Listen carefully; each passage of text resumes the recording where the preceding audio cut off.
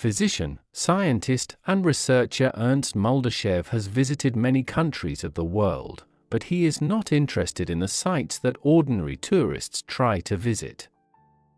Muldashev is trying to unravel the mysteries of little-studied places in Tibet and the Himalayas, Easter Island, India, and China.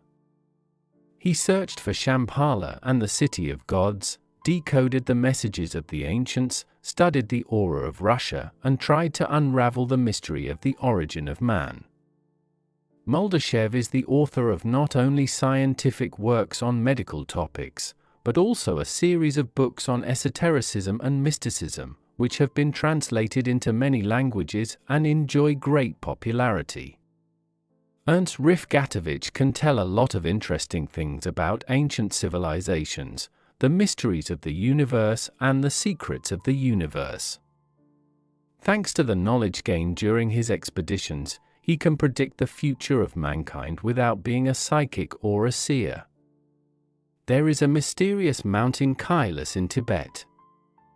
Its form is unusual. It is a pyramid with 4 sides, slopes of which are oriented to the sides of the world, and the height is 666 meters. You must agree that this figure alone causes mystical trembling. The southern side of the pyramid from the top to the foot is clearly cut in the middle by a deep cleft. Approximately in the center it is crossed by a crack. It turns out to be a cross, the most ancient magical sign.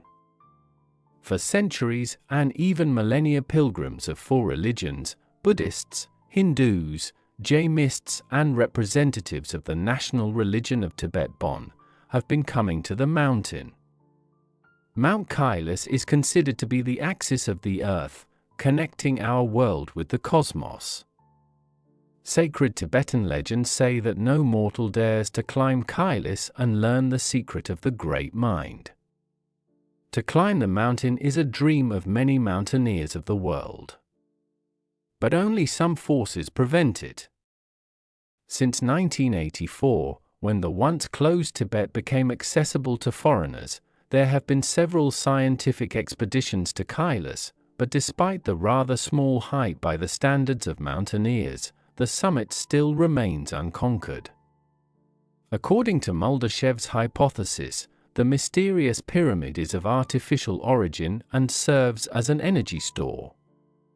Not far from Mount Kailas is another strange structure, the sarcophagus of Nandu. It is almost 2 kilometers long, 800 meters high, and 300 meters wide. It is connected to Mount Kailas by a tunnel. The existence of the sarcophagus, like everything in Tibet, has given rise to a lot of legends, controversy, and speculation. One of the legends says that here, in a state of deepest meditation, are the great teachers who have ever been sent to the world. It is also where the encrypted teachings are kept. All this is hidden for posterity, in order to serve as a genetic code for human reproduction in the event of civilization's demise. How this will happen, no one alive today knows, although it is possible that there are dedicated guardians, and it is not a fact that they are people. According to Muldashev, many parameters show that it is like a huge stone DNA with a diameter of 50 kilometers. And Mount Kailas is like a huge egg in which a new civilization is maturing. According to the teachings of the ancients, the new civilization will be reproduced exactly in Tibet. The scientist is sure that the sacred mountain is hollow inside, and it is here that the door to the legendary Shambhala is located. Not only that, he has seen with his own eyes something resembling the entrance to the mysterious land. This door I have seen. It's about 150 by 200 meters. Rectangular, evenly shaped. And this rectangular notch on that side is adjacent to the stone. It's like the door's been knocked out. You just have to recite spells that nobody knows now, and the door will open on its own. The higher mind will open access to the legendary country only when people will be ready for it, will reach a qualitatively different level of spiritual development. Time will come and people will unravel the secrets of many mysteries of the earth, and maybe then the words of the Tibetan lamas will become clear. When you climb to the top of the mountain, keep climbing further. In his book When the World Turns Over, Ernst Muldashev writes that there have been many endings of the world on Earth. And each time life was revived thanks to the gene pool of mankind hidden in inaccessible mountain caves. He is sure that there comes a moment when the planet needs cleaning, zeroing. This is a cyclical process, preceded by weather anomalies and a series of unprecedented cataclysms. He says that because of the movement of the Earth's lithospheric plates, the geographical poles will change their position, as a result of which the northern territories of Russia will get rid of permafrost and become tropical. The entire northern part of Russia, the Far East, Yakutia, and Chukotka will become the most attractive in terms of climate. The largest Siberian rivers will become resort areas. Comfortable conditions will be in the countries of Scandinavia. But nowadays hot Mexico and most of the USA will be covered with thick ice, as the North Pole will be located there. And melted Arctic ice will hide Great Britain and rather extensive part of Europe in ocean waters.